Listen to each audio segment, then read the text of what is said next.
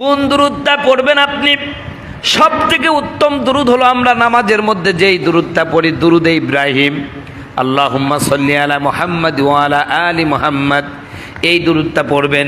যদি না পারেন, শুক্রবার দিন জুমার দিনে আসরের নামাজের পরে একটা দুরূদ শরীফ আছে, আল্লাহুম্মা সাল্লি আলা মুহাম্মাদিন নাবিয়িল উম্মি ওয়া আলা আলিহি ওয়া সাহবিহি ওয়া বারিক ওয়া সাল্লিম।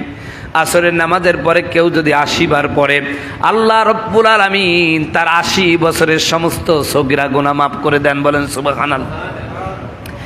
আল্লাহর নবী বিশ্বনবী মুহাম্মদ রাসূলুল্লাহ বলেন, আসর এবং মাগরিবের পূর্ব মুহূর্তে জুমার দিনে দোয়া কবুল হয়। সুতরাং তোমরা এই সময় দোয়া করো, আল্লাহ রব্বুল আলামিন কবুল করে নেবেন। সুতরাং আপনারা যদি ইচ্ছে করেন এই দুরূদটাও পড়তে পারেন। যদি বলেন হুজুর এত বড় দুরূদ মুখস্থ করার আমার সময় নাই, টাইম নাই, আপনি বিভিন্ন ব্যস্ততার মধ্যে রয়েছেন, তাহলে আপনি বলুন সাল্লাল্লাহু আলাইহি ওয়াসাল্লাম। এটা হচ্ছে সবচেয়ে ছোট দুরূদ। যখনই সময় পান এই দুরূদটা পড়েন। কতবার পড়বেন? যতবার সম্ভব ততবার পড়বেন। তবে যখন পড়া শুরু করবেন সর্বনিম্ন 11 বার পড়বেন। কতবার?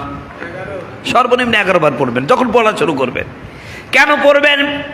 কারণ ফেরেশতারা তারা সর্বোচ্চ গণনা করেন 10 পর্যন্ত।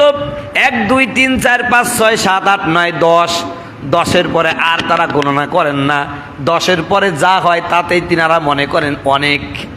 অতএব কেউ যদি 11 বার দুরূদ শরীফ পড়ে, তখন ফেরেশতারা আল্লাহর কাছে বলে, আল্লাহ আমরা যে 10 পর্যন্ত গণনা করছি, থেমে গেছি, তারপরও তোমার বান্দারা দেখেছি তোমার নবীর প্রতি দুরূদ শরীফ পড়েছে।